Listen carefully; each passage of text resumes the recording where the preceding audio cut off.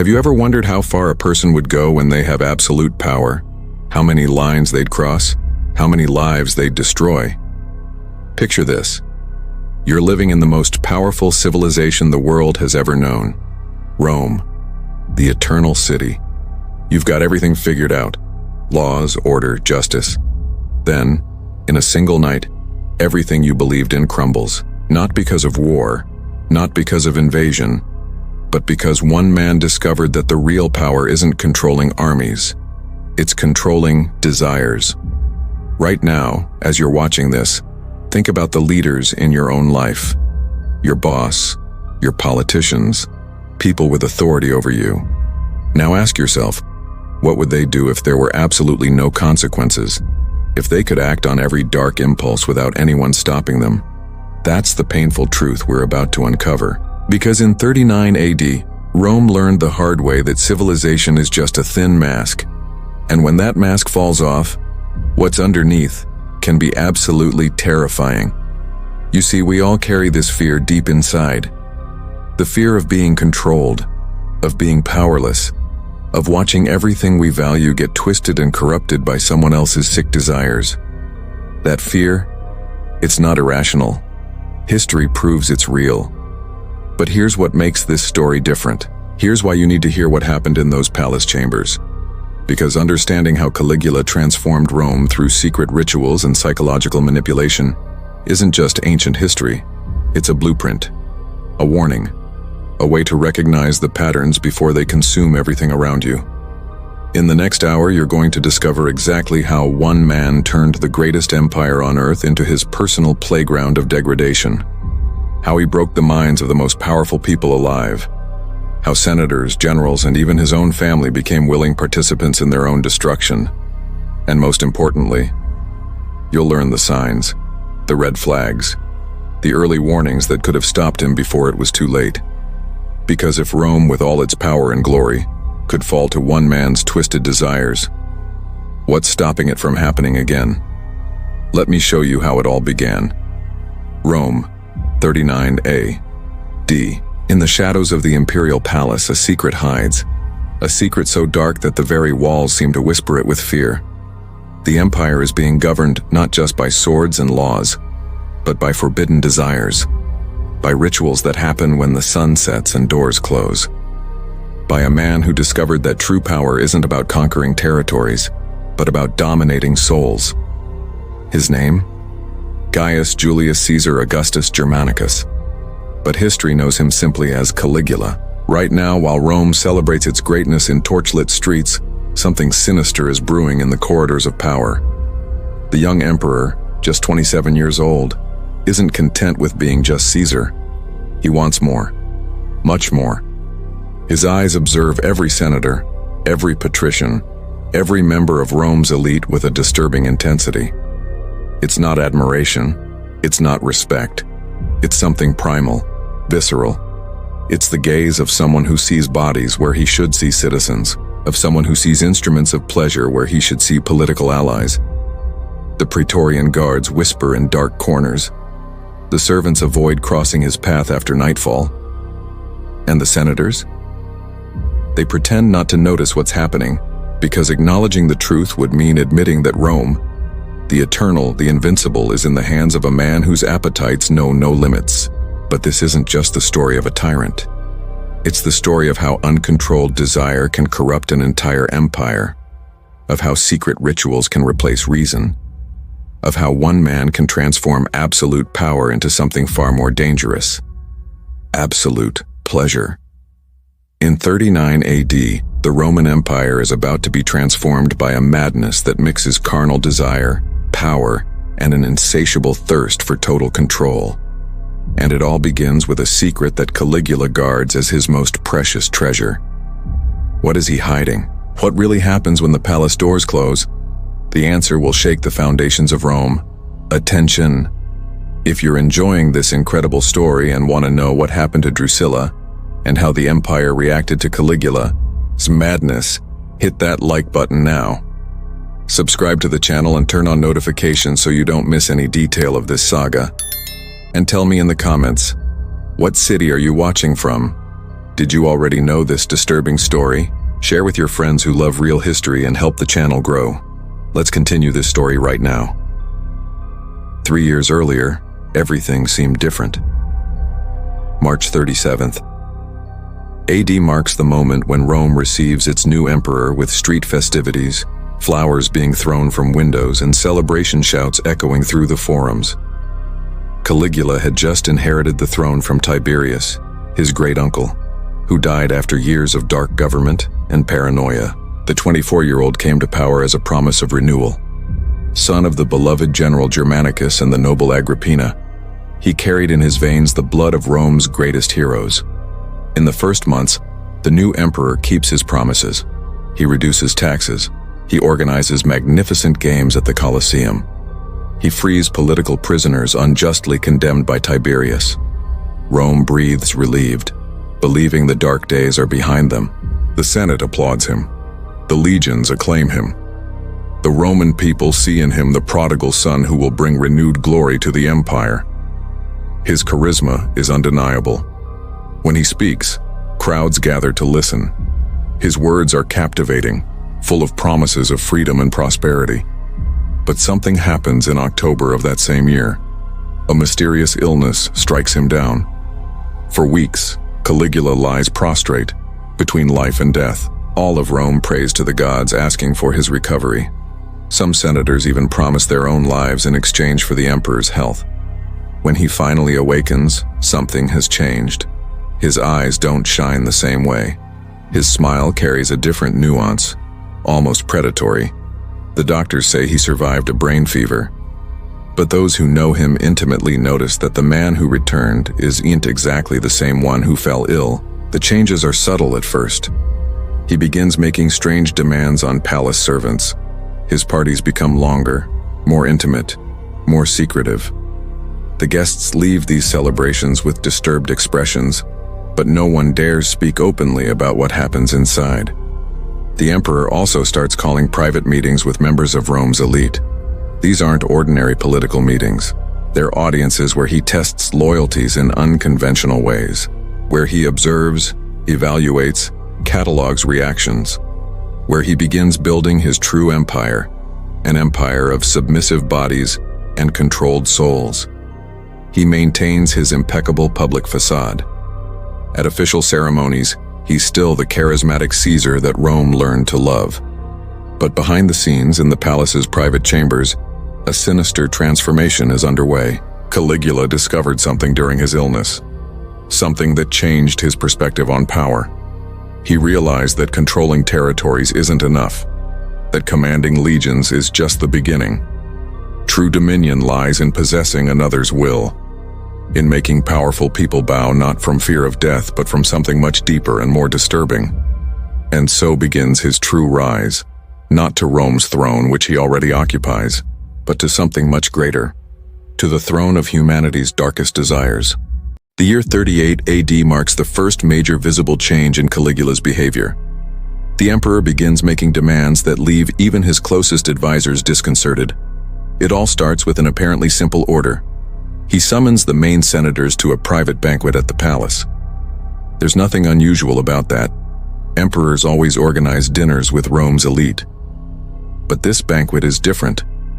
When the guests arrive, they notice there are no wives present, only men of power, and Caligula, sitting on his elevated throne with a smile that doesn't reach his eyes. The dinner begins normally, with refined dishes and quality wine. But as the night progresses, the emperor makes an announcement that freezes the room. He declares that true loyalty isn't demonstrated with words or Senate votes. True loyalty is shown through the willingness to abandon all personal dignity in favor of the empire, in favor of him. Those present exchange confused looks. What exactly is the emperor proposing? The answer comes in the form of a series of increasingly degrading orders. He demands that elderly and respected senators perform acts of physical submission, that they prove their devotion through gestures that violate all codes of conduct in Roman society. Those who refuse face immediate consequences. Not public execution, that would be too obvious, but their properties are confiscated under fabricated accusations. Their sons lose positions in the army. Their families are publicly humiliated for crimes they never committed. The message is clear: obey or be destroyed slowly, meticulously, until nothing remains of your honor or fortune. And so, one by one, Rome's most powerful men begin to yield. They participate in Caligula's parties. They submit to his bizarre demands. They sell their dignity in exchange for political and financial survival. The emperor isn't satisfied with just the senatorial elite. He expands his control to other spheres. He summons high-ranking military officers. He calls religious leaders. He gathers wealthy merchants and landowners. Everyone goes through the same submission ritual. His parties become legendary in power circles, but not for the music or food. They're famous for what happens when the doors close, when the servants are dismissed, when only the loyal remain. Caligula develops an ingenious system. He doesn't just demand submission. He forces his subjects to compromise one another. One senator must witness another's degradation. One general must actively participate in a colleague's humiliation. Thus, everyone becomes accomplices. Everyone carries the weight of collective guilt. And the more they yield, the more he demands. It's a vicious cycle that deepens with each party, with each private meeting, with each new ritual of loyalty. Roman society, built on rigid concepts of virtue, dignity, and honor, is being corroded from within. The same men who speak about morality in the Senate during the day submit to the emperor's darkest whims at night. Rome doesn't realize yet, but it's being transformed, not by wars or political reforms, but by something far more insidious, by the systematic destruction of its leaders' human dignity. Caligula discovered that when you possess the bodies and wills of those who govern, you possess the empire itself, not through laws written in marble, but through secrets whispered in dark rooms, through shared shames that can never be revealed. And this is just the beginning of his transformation of Rome. But there's someone who occupies a special place in Caligula's disturbed mind. Someone he sees not just as an object of desire, but as a symbol of his absolute power: his sister, Julia Drusilla. The relationship between Caligula and Drusilla was always too close for Roman standards. Even during childhood, the two were inseparable. But what before could be seen as fraternal affection transforms, after Caligula's illness, into something much darker and forbidden. Drusilla is beautiful, intelligent, and possesses considerable influence at court. She's married to Lucius Cassius Longinus, a respected nobleman. But that means nothing to Caligula. He summons her to the palace with increasing frequency, always under official pretexts: consultations about state affairs, discussions about religious ceremonies, planning of public festivals. But when the doors close, the pretexts disappear. The emperor sees in Drusilla an extension of himself. She shares his blood, his lineage, his power. To his increasingly distorted mind, possessing her means possessing the essence of the Julio-Claudian dynasty itself. It means transcending the common laws that govern common people. He forces her to participate in private rituals that combine religious elements with forbidden carnal acts. Caligula creates elaborate ceremonies where he invokes ancient gods, burns rare incenses, and declares that he and Drusilla are incarnate deities above mortal laws. Drusilla finds herself in an impossible position. She can't refuse the emperor without putting her own life and her husband's in danger. But each time she yields, a piece of her soul dies. She becomes a shadow of who she was before, her eyes always avoiding direct contact with other members of the imperial family. Drusilla's husband, Cassius Longinus, notices the change in his wife. He sees the emotional marks. He notices how she recoils when Caligula's name is mentioned. But what can he do? Confronting the emperor would mean certain death. Ignoring the situation means living with the shame of his own cowardice. Caligula isn't content with keeping this secret. He begins displaying his connection with Drusilla in increasingly open ways. During public banquets, he seats her beside him, in the place traditionally reserved for the empress. He covers her with jewels, more valuable than those worn by any other woman in Rome.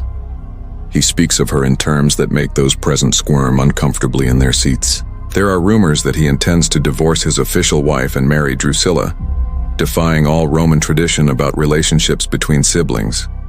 Some whisper that he already considers her his true consort, regardless of what the laws say. The imperial family is in a state of silent shock.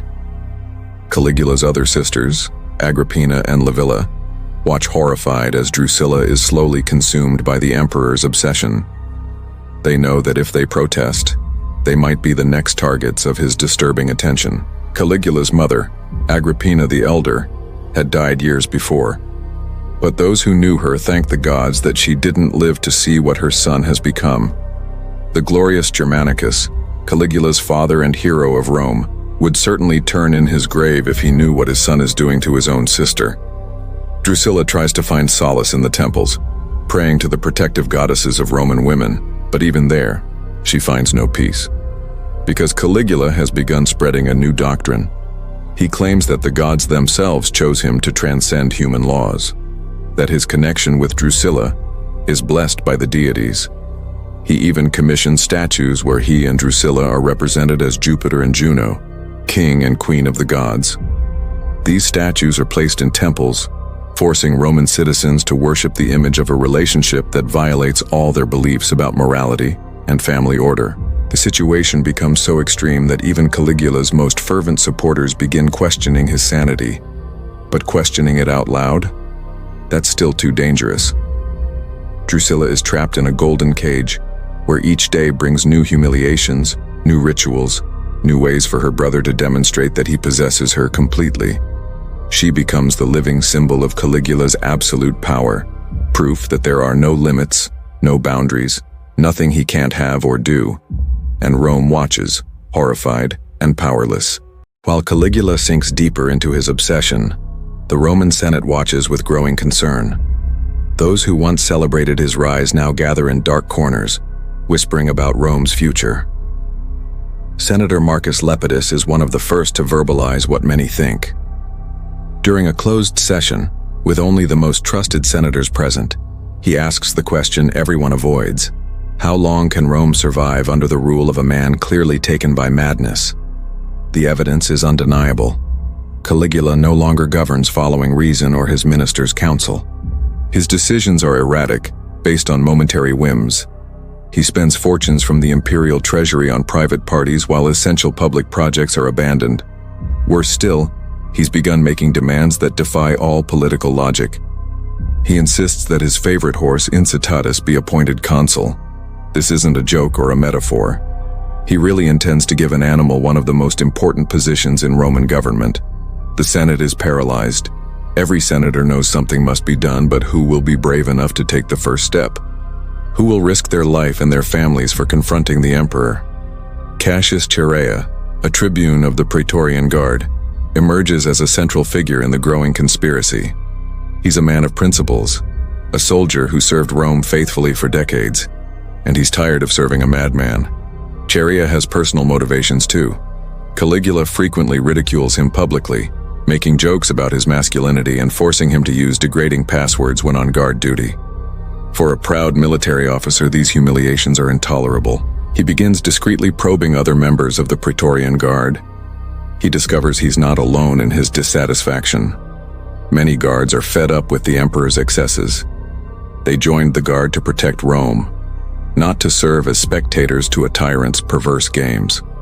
Simultaneously, within the Senate, a group of conspirators forms. They include some of Rome's most powerful men, senators with decades of experience, former consuls, retired military leaders, all united by a common goal: removing Caligula from power. But how to do this without plunging Rome into civil war? How to ensure the power transition is legitimate in the eyes of the legions and the people? These questions consume the conspirators during months of secret meetings. Caligula, however, isn't completely oblivious to what's happening around him. His paranoia grows exponentially. He begins seeing traitors everywhere. Any wrong look, any hesitation in obeying his orders, any ambiguous comment is interpreted as a sign of disloyalty. He orders senators arrested based on the flimsiest accusations. Some are exiled, others have their fortunes confiscated, and some simply disappear during the night, their bodies never found again. The climate in Rome becomes oppressive. No one trusts anyone. Decades-long friends avoid each other, fearing any conversation might be reported to the emperor. Families are divided when members choose different sides, those who still support Caligula out of opportunism or fear, and those who silently wish for his downfall. The city that was once the center of Western civilization is becoming a place of suspicion and nightly terrors. The great Roman Empire, which conquered the known world, is being corroded from within by one man's madness. And the conspirators know, time is running out. Either they act soon, or it may be too late to save Rome from the abyss into which Caligula is dragging it. The tension reaches a critical point. The question is no longer whether there will be a conspiracy, but when it will be executed and whether it will succeed. January 39th. AD Caligula summons a banquet that will go down in history as the point of no return. It's not an ordinary celebration. It's a carefully choreographed ceremony where the emperor intends to reveal his true nature to Rome's innermost circle of power. The chosen location is one of the imperial palace's most private chambers, decorated especially for the occasion. Statues of gods are strategically placed around the room. Rare incenses imported from the east burn in golden braziers. The lighting is kept purposely low, creating an atmosphere of mystery and unease. The guests are Rome's most powerful. 20 high-ranking senators, military commanders, priests from the main temples. Everyone was instructed to come without their wives or personal slaves. Just them, alone, before the emperor. When everyone is gathered, Caligula makes his entrance, but not dressed in the traditional imperial toga. He enters wearing attire that imitates Jupiter, king of the gods. A purple and gold cloak covers his shoulders. A crown of golden lightning bolts rests on his head. In his hand, he holds a scepter ending in a sculpted thunderbolt. The silence in the room is absolute. Those present exchange nervous glances, not knowing how to react to this bizarre theatricality. Caligula walks slowly to an elevated throne in the chamber's center. He sits and for a long moment simply observes each person present. His gaze is penetrating, evaluating, almost inhuman in its intensity. Then he speaks.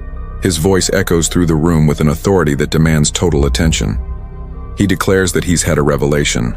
The gods came to him in dreams and revealed a fundamental truth. He's not just a mortal emperor. He's an incarnate deity, a living god among men. Just as Egypt's pharaohs were worshipped as gods, just as Persia's ancient kings claimed divine descent, he now demands the same recognition. Those present are petrified. Worship the emperor as a god? This violates all Roman tradition. Rome always prided itself on having no kings, much less divine kings. The Republic was founded exactly to escape monarchical tyranny. But Caligula isn't asking. He's ordering. He explains that true loyalty isn't demonstrated through political votes or military service. True devotion requires complete submission. It requires his subjects to recognize his divine nature not just with words, but with acts. And then, the ritual begins.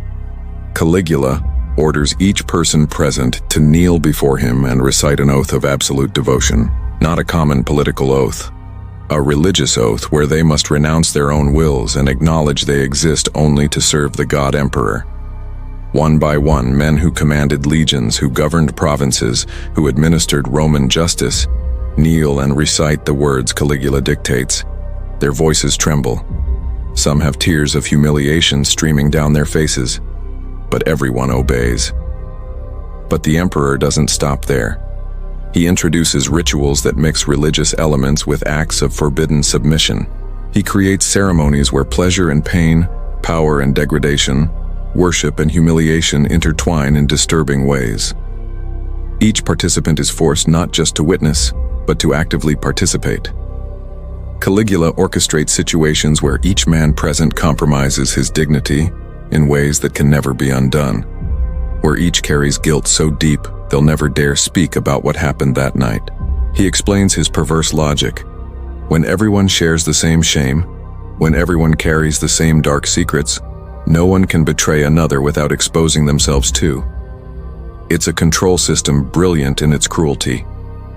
As the night progresses, The chamber transforms into a theater of ritualistic degradation. What begins as forced worship evolves into increasingly extreme acts, always under the justification that they're serving a god, not a common man. Caligula sits on his throne, watching everything with an expression of supreme satisfaction. He doesn't seek just physical pleasure. What really excites him is absolute power, the capacity to make powerful men abandon all dignity, the possibility of transforming respected leaders into submissive creatures who exist only to serve his whims. When the banquet finally ends, in the early morning hours, the participants stumble out into the dawn's cold. They don't exchange words. They avoid looking at each other. Each carries the weight of what happened, knowing their lives changed irreversibly. Rome will wake this morning without knowing the empire crossed an invisible line, without realizing the men who govern it are no longer the same, that something fundamental was broken in their leaders' souls. And Caligula? He sleeps peacefully, dreaming of the next ritual, the next ceremony, the next opportunity to prove there are no limits to his power. In the months following the divine revelation, Caligula institutionalizes his rituals of power. What happened that first night wasn't an isolated event.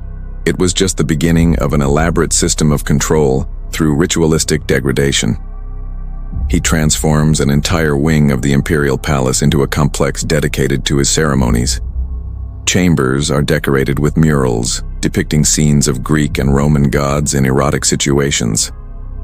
Statues are sculpted, showing deities in carnal acts. Altars are built where bizarre rituals blend religious elements with forbidden practices. The emperor creates a secret calendar of celebrations. Each moon phase brings a new ritual. Each traditional religious festival is subverted to include his private ceremonies. What should be worship of ancient gods becomes worship of himself. He recruits specific priests to officiate these ceremonies, giving them an appearance of religious legitimacy. These priests, chosen for their willingness to distort Roman tradition, create elaborate liturgies that theologically justify the emperor's desires. Caligula also expands the circle of participants. It's no longer just senators and military commanders. He begins summoning young people from Rome's aristocracy, sons and daughters of the noblest families. He forces them to participate in his rituals as a way to guarantee their parents' loyalty. Rome's elite families face impossible choices. Allowing their children to participate means exposing them to moral and psychological corruption. Refusing means risking the emperor's wrath, with devastating consequences for the entire family. One particularly tragic case involves Senator Lucius Vitellius, a man of impeccable reputation, who served Rome faithfully for decades. Caligula summons his eldest son to participate in a private ceremony. The young man is only 17. Vitellius begs the emperor, offers his own participation in exchange for sparing his son. But Caligula refuses. He wants specifically the young man, explaining that molding young minds is more satisfying than breaking already formed adults. Vitellius's son participates in the ritual. When he returns home 3 days later, he's completely changed. He doesn't speak about what happened. He avoids eye contact with his father. He spends hours locked in his room.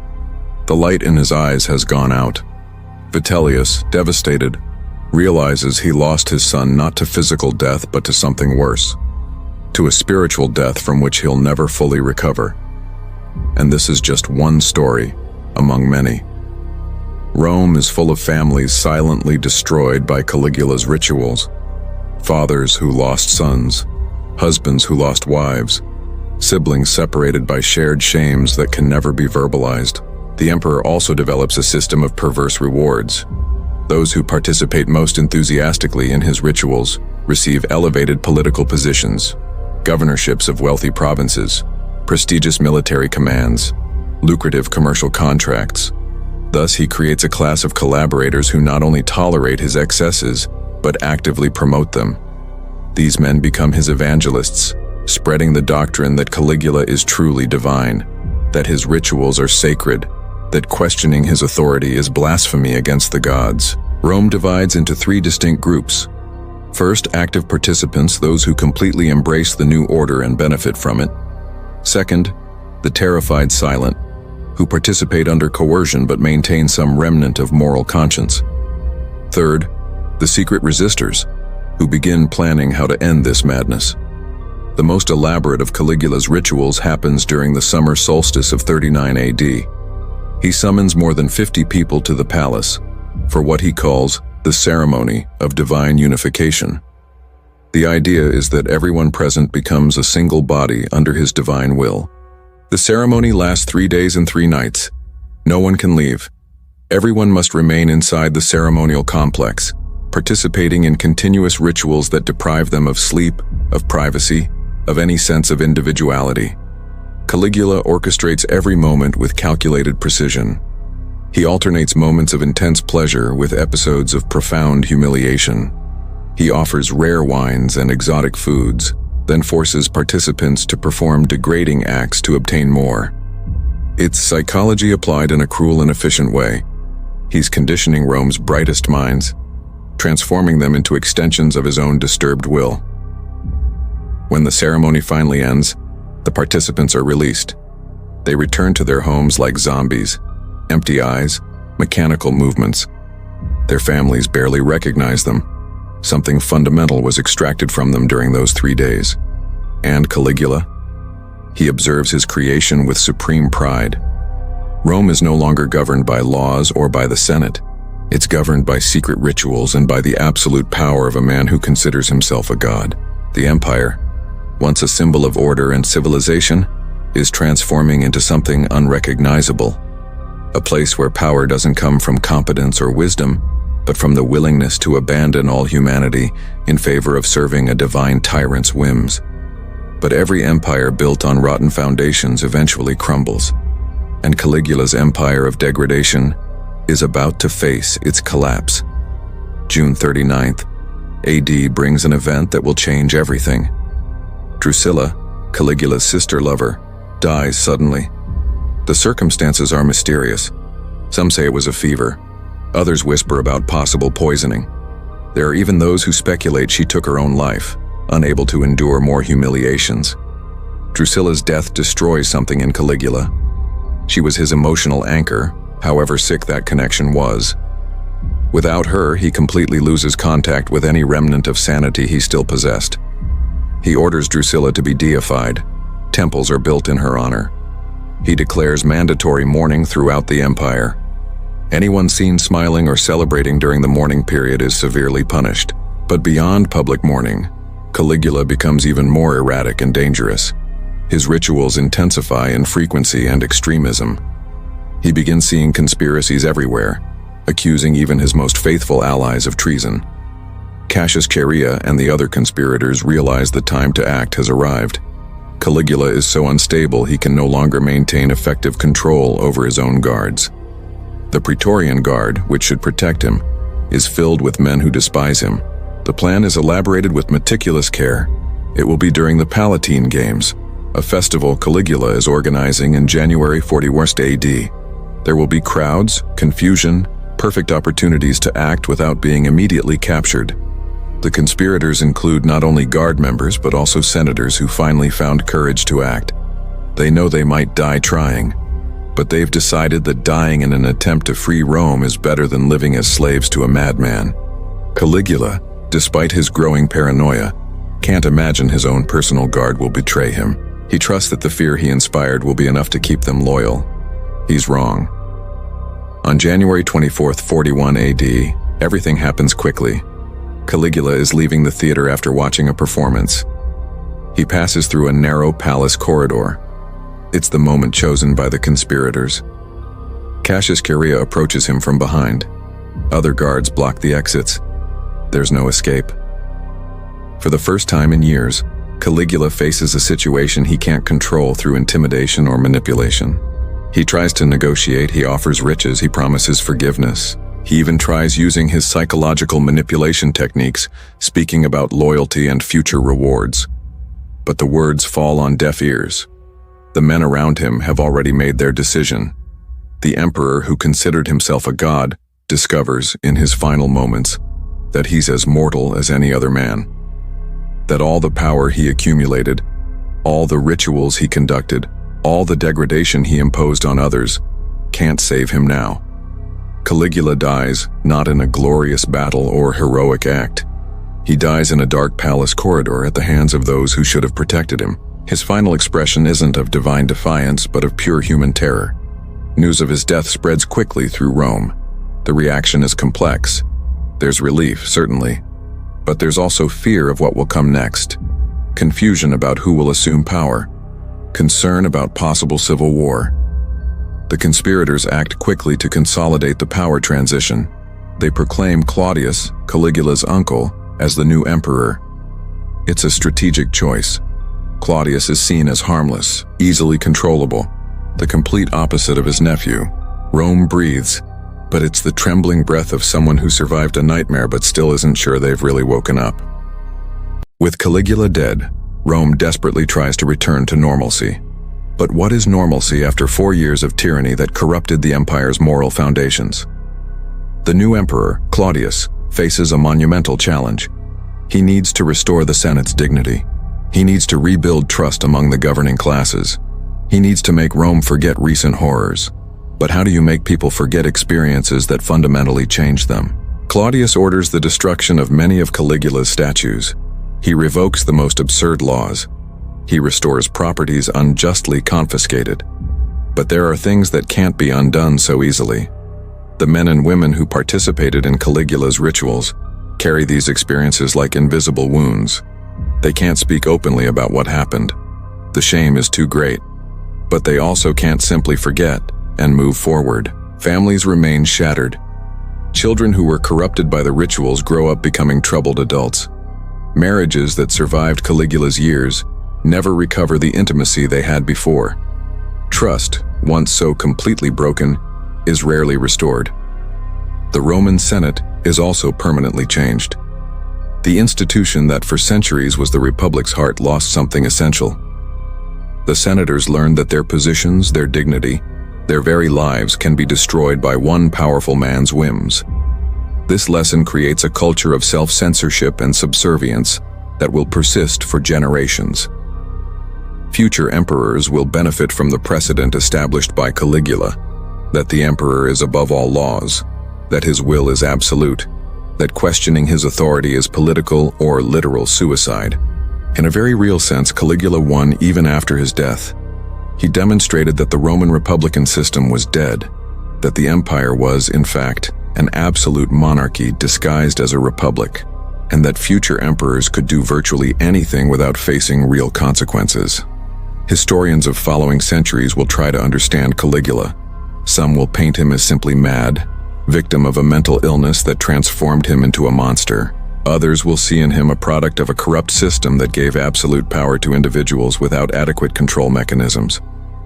But those who lived through his reign know the more disturbing truth. Caligula wasn't just an isolated madman. He exposed something dark about human nature. He showed how apparently civilized people can be led to participate in terrible acts when confronted with the right combination of coercion and manipulation. He proved that civilization is a thin layer over much more primitive instincts, that morality and dignity can be systematically corroded, that no one is immune to corruption when the price of resistance is high enough. Caligula's name becomes synonymous with tyranny. For 2,000 years, his reign will be remembered as one of the darkest periods in Roman history, but he'll also be remembered as a warning about the dangers of absolute power, about civilization's fragility, about how easily entire societies can be corrupted by individuals determined to feed their darkest desires. Rome survived Caligula, but it was never the same after him. So, what did you think of this incredible and shocking story? If you made it this far, you're a true history fan. Leave that awesome like, subscribe to the channel, and share this video with everyone you know who loves real and disturbing history. Tell me in the comments, what city are you watching from? Did you know all of Caligula's story? Which part impressed you most? And stay tuned because much more incredible historical content is coming. Turn on notifications so you don't miss anything. Looking back at these terrible 4 years between 37 and 41 AD, we're forced to confront uncomfortable questions about power, morality, and human nature. Caligula didn't invent tyranny. He wasn't the first, nor would he be the last leader to use power to satisfy personal desires. But his reign represents something particularly disturbing: the systematic transformation of political power into an instrument of personal gratification through the organized degradation of others. What makes his story so relevant, even 2,000 years later, is how it exposes the mechanisms through which entire societies can be corrupted. Caligula didn't conquer Rome through military force. He conquered it through psychology, manipulation, and the strategic use of shame as a control tool. He understood something fundamental about human beings: that everyone has limits, but these limits can be pushed gradually until people do things they never imagined possible. Starting with small concessions, small humiliations, until the line between acceptable and unacceptable becomes so blurred it no longer exists. The lesson from Rome under Caligula isn't just about a mad emperor. It's about how institutions fail, how systems of checks and balances can be subverted, how good people can become accomplices to atrocities when the alternatives seem worse. The Roman Senate, that venerable institution that for centuries kept the Republic functioning, proved powerless against a single determined individual. Why? Because its members valued their own lives and fortunes more than the principles they should have defended. We can't judge them too harshly. It's easy to imagine we'd be different, that we'd resist, that we'd never yield. But would we be willing to sacrifice our families, our lives, everything we have for abstract principles? Caligula's story suggests most of us would yield, just as the Roman senators yielded. But his story also offers hope, because eventually enough people decided enough was enough. Cassius Chaerea and the other conspirators chose to risk everything to end the tyranny. They proved that even in the most oppressive systems, resistance is possible. Caligula's final legacy is paradoxical. On one hand, he demonstrated how fragile civilization is, how quickly it can be corrupted. On the other, he showed that tyranny, however absolute it may seem, eventually finds its limits in the courage of those who say, "No more." Did Rome learn from Caligula? Not completely. There would be other terrible emperors, other abuses of power, other atrocities. But his reign remains as an extreme example, a historical warning about what happens when absolute power meets uncontrolled moral ambition. 2,000 years later, in a completely different world, his story still resonates. Because the instincts Caligula exploited, the weaknesses he manipulated, the dark desires he fed, haven't disappeared from humanity. They're there, dormant, waiting. And the only defense against another Caligula is eternal vigilance, the courage to resist from the beginning, before small concessions transform into complete capitulations. This is the true lesson of 39 AD, that civilizations don't fall only from external invasions, but from internal corrosion, and that each generation must choose repeatedly whether it will defend the principles that define it or sacrifice them for temporary comfort and survival. Rome made its choice. And you? What would you choose?